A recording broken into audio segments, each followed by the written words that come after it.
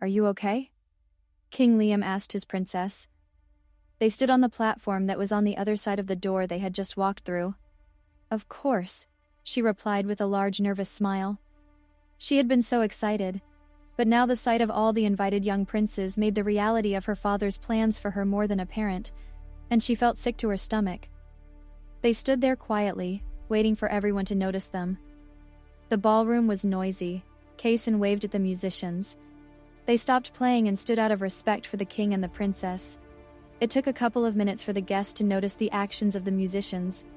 Finally, they too quieted down and fixed their attention on their host standing on the platform before them. King Liam of Alarion and his daughter, Princess Ebony. Kaysen announced in his booming voice, when the conversations in the ballroom hushed. Princess Ebony held her head high when all eyes were focused on her.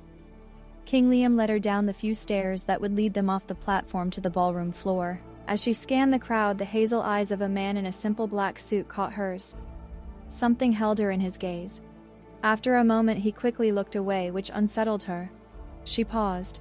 Coming back to her senses, she turned her attention back to her father as he led her down the rest of the stairs.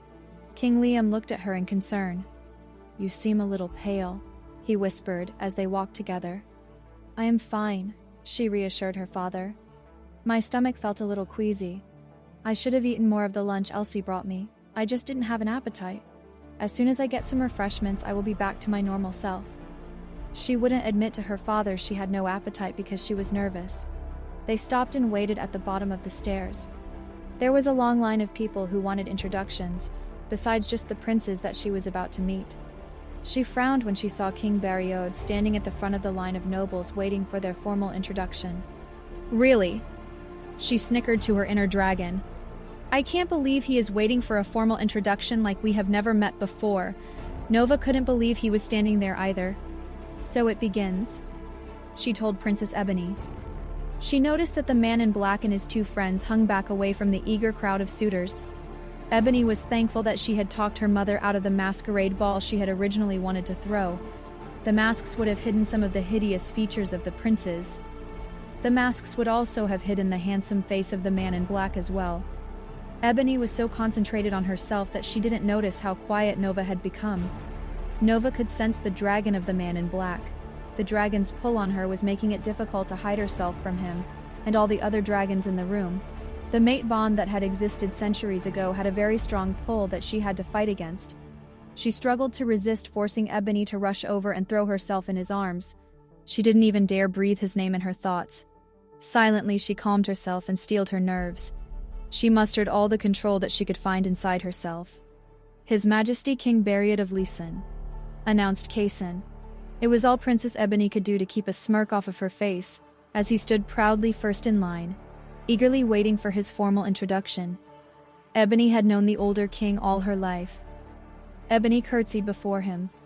"It is nice to see you again at my father's court," she said politely. She wasn't quite sure why he was attending, but the sinking feeling in her chest did not stop. She wanted to hope it was only because he was her father's friend and had been to their court numerous times as they had been to his. She had to hide the horror she felt when she realized his motives. "If that old fool thinks I'm going to marry him, he's got another thing coming," Ebony said vehemently to Nova. "It is my pleasure to be here for your birthday," he replied, looking a bit nervous. His interest in her was apparent for all to see except for Princess Ebony, who didn't want to believe it. She knew the queen had died from a lingering illness that her weak dragon could not control. She had left him with no heir. "It is always a pleasure to have my father's friend attend family events," Princess Ebony murmured politely. It didn't matter that he was still a virile, handsome man. He was old, and he stood a hair shorter than Ebony. Even though he wasn't the tallest man in the room, he was still more handsome than a few of the younger suitors. His teeth were straight and pearly white. He was stout, but it was all muscle. The dark blue outfit he was wearing had been overseen by him personally. Princess Ebony was not interested in the vain old king. King Bariod flashed his pearly whites at her. "Maybe we could have a long talk later about politics," he offered. Princess Ebony couldn't help but return his smile. "My favorite subject. You know me well." She remembered all the late nights she had been allowed to sit in with her brother, as the kings would discuss politics. King Bariod had, unbeknownst to Ebony, requested King Liam to allow her to sit in on those conversations. Prince Edwin was there to draw away the attention that it would have caused if Ebony had been there alone with the two kings.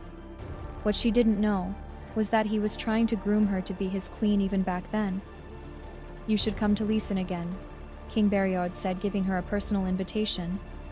"I know it is smaller than Ilarion, but I would love to give you a tour of my home. There are so many wonderful things you have not seen." He rambled on, but she tuned him out. She didn't care how wealthy Leeson was.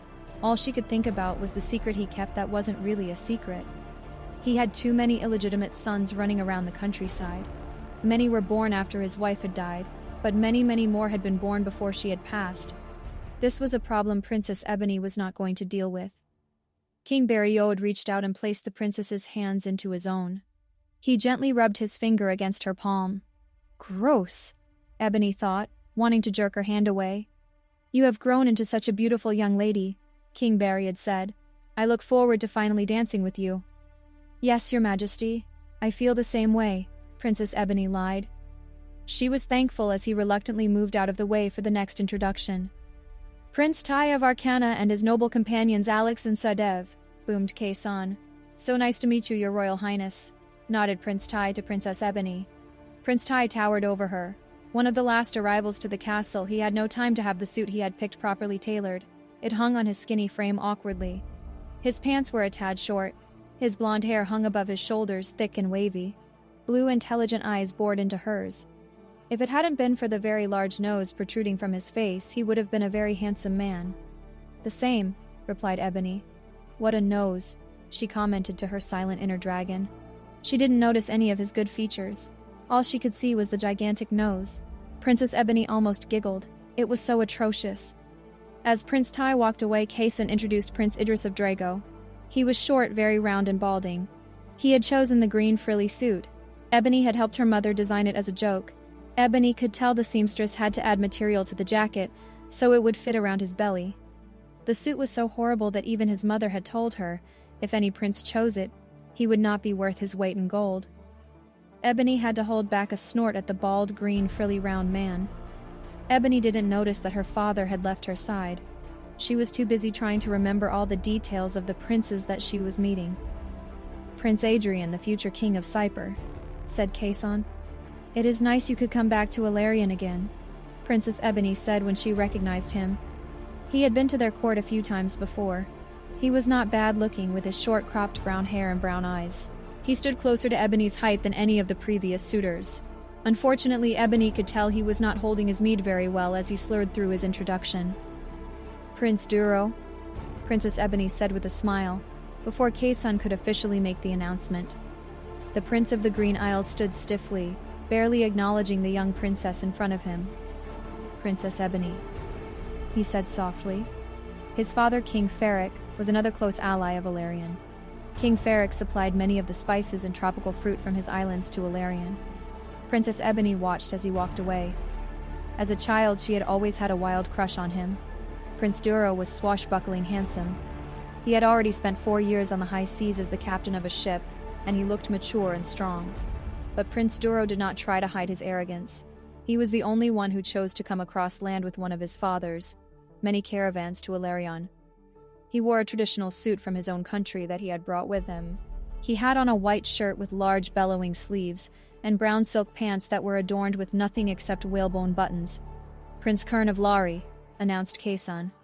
"Your Highness," she said with a curtsy. She stared at the prince standing before her. He was also shorter than her, but not as much as Prince Idris. It was a difference that could be overcome. He was muscular, and filled out his nicely tailored suit in all the right places. He would have had a ruggedly handsome face if it had not been marred by wicked pimples and pockmarks. Ebony tried with all her might not to stare at the ugly, angry-looking pimple at the end of an otherwise perfect nose. "It is my pleasure to be here," he replied with a bright smile. "How many princes can there possibly be left?" Ebony commented to Nova disgustedly as Prince Kern walked off. She couldn't stand looking at that pimple for another second. Did father send invitations to all the countries in the world? Ebony felt Nova stirring uneasily. She turned to see King Liam leading the man in the black suit with his 2 companions towards her. He was perfect. There was nothing wrong with him that she could see. It almost made her angry that she could find nothing to fault in his appearance. Prince Grayson stood before her. His gorgeous hazel eyes seemingly changed colors as he looked at her. His dark brown hair hung straight and past his shoulders. His chin, while not harsh, was definitely manly. There was no receding hairline on his forehead. The black suit he wore accentuated Prince Grayson's wide shoulders and slim waist. It was all Ebony could do to catch her breath. She stumbled through their introduction, blushing, almost embarrassing herself.